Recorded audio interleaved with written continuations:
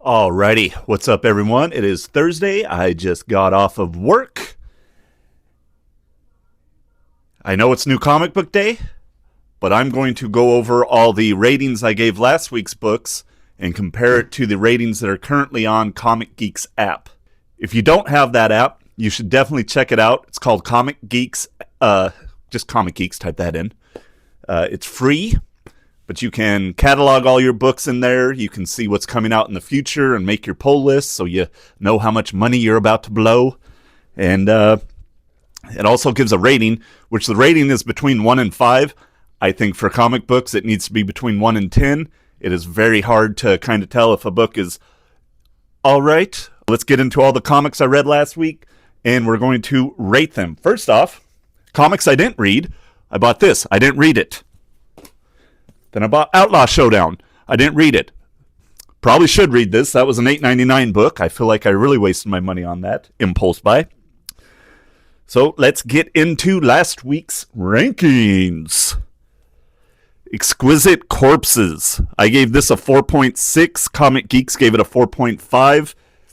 A lot of people are sleeping on that title. It is so good. It's really, really good. Highly recommend. Then you got Superman 31. I gave this a 4.0. Comic Geeks gave it a 4.1. Superman's getting ready for the big fight. That is a DC KO tie-in. A lot of the DC stuff was tie-ins this last week. So obviously I'm buying them because I'm here for the entire event. Then you got Flash 26. I gave this a 3.7. Comic Geeks gave it a 3.7.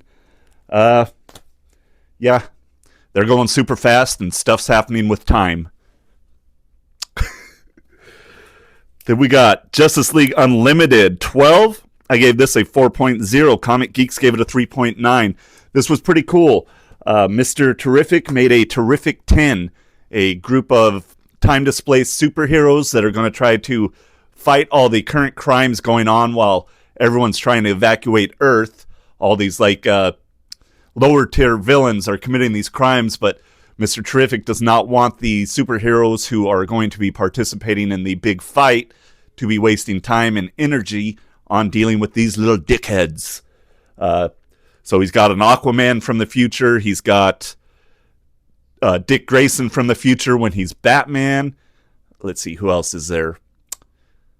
There's Hawkman on the team. There's the old Flash, Jay Garrick or whatever his name is.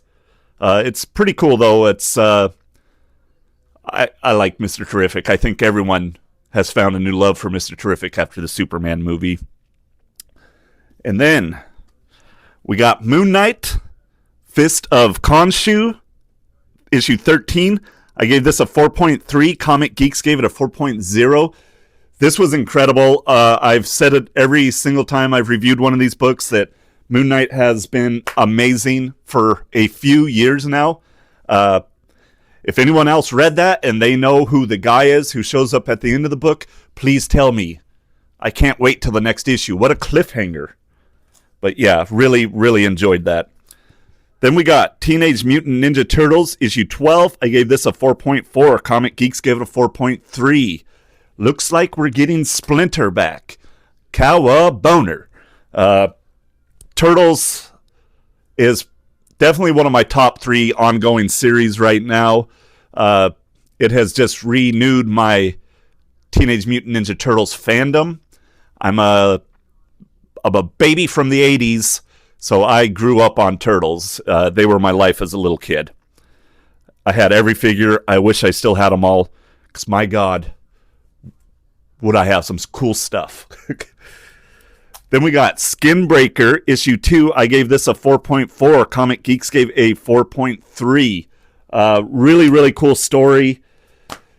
The fight for the new tribal chief finally takes place in this issue.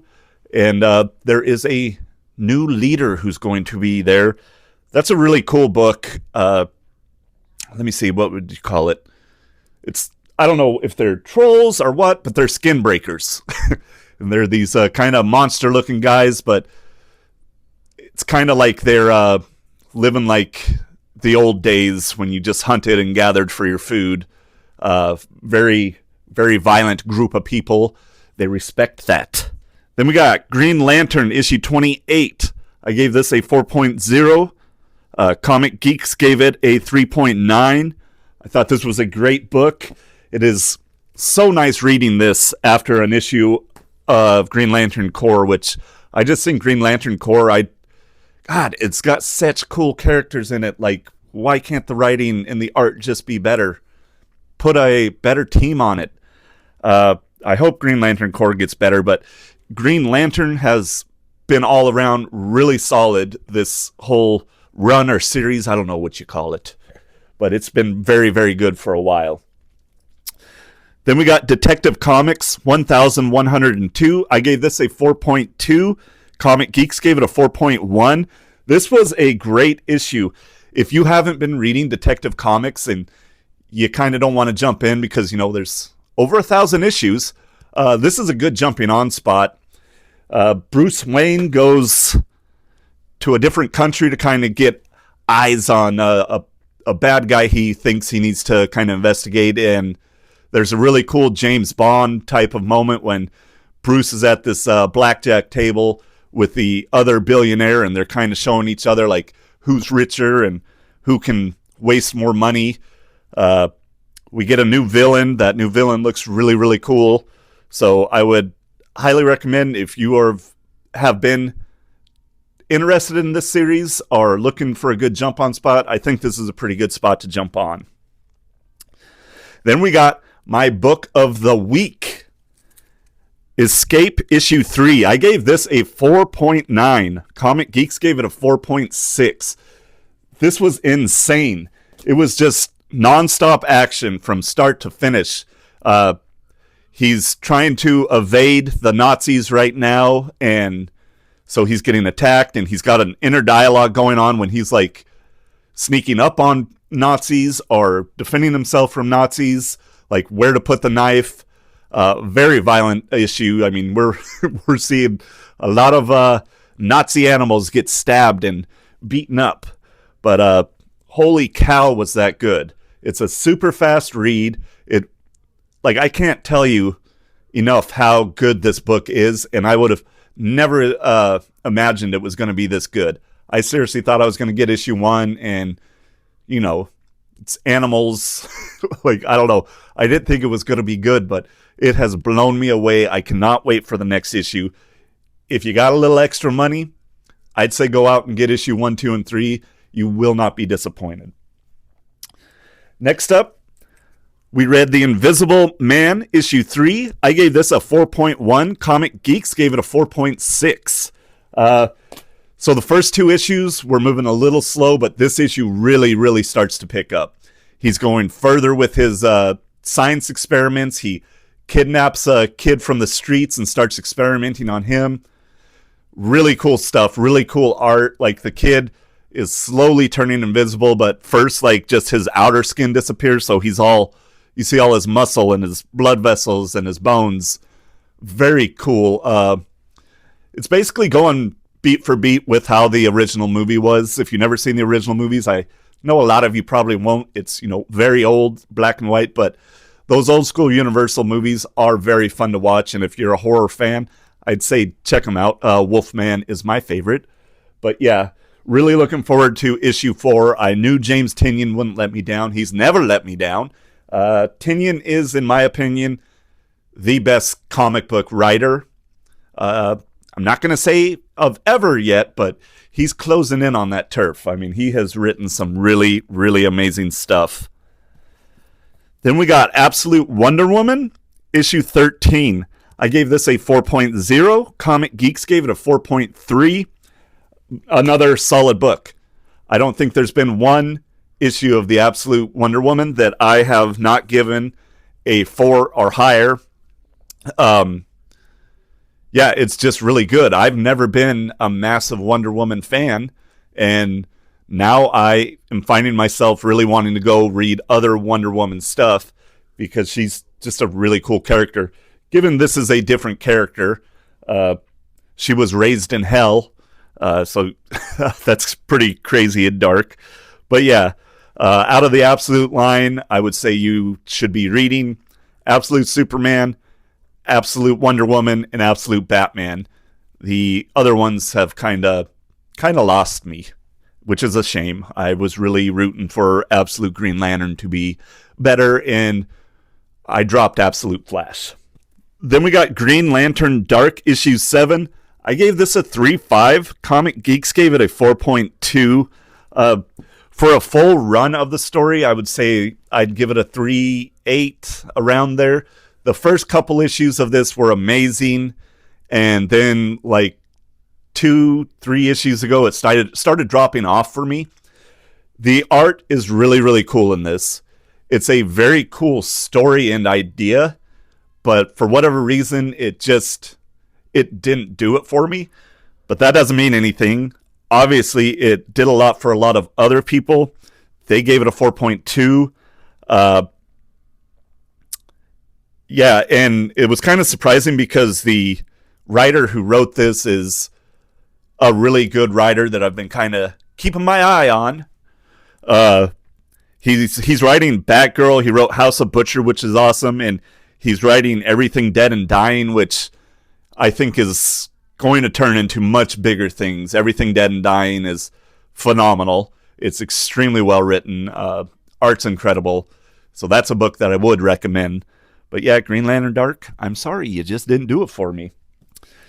Then we got Green Arrow, issue 29. I gave this a 4.1. Comic Geeks gave it a 4.3.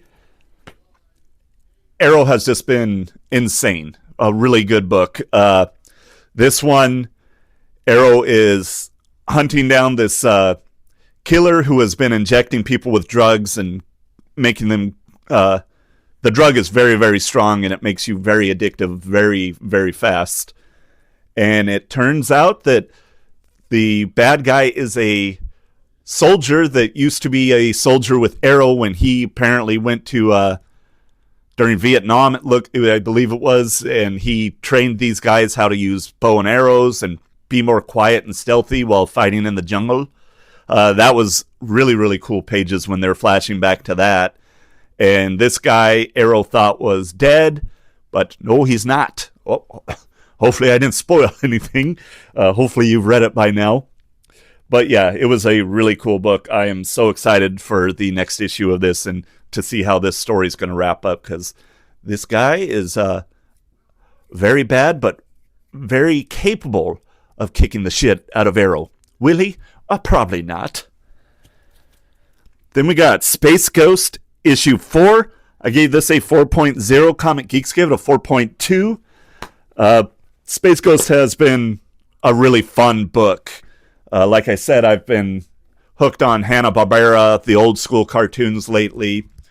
In this issue, they are kind of spying on a peace treaty that's happening between two planets who have been just at each other for the longest time. And someone tries to assassinate one of the guys when he's signing the peace treaty. And of course, both sides are blaming each other.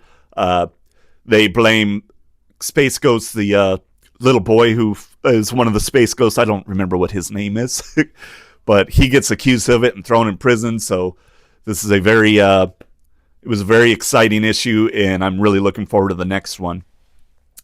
All right, so that's all we're going over today.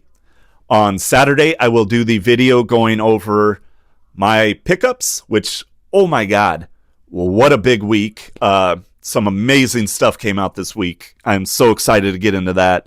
I'm also going to be going over an entire trade paper and omnibus box I found. I bought it a few years ago, all these books, apparently, back when I still had a drinking problem, so I didn't even remember buying this stuff. So it's almost like I just found a Christmas present. So that's going to be fun going over that. But yeah, I hope you all got everything you wanted yesterday. I hope you enjoy the books as much as, holy cow, some of these books. But yeah, so Saturday's video will be a little longer. I just wanted to get this one out, give you guys the rankings for last week. And all right, we'll talk later.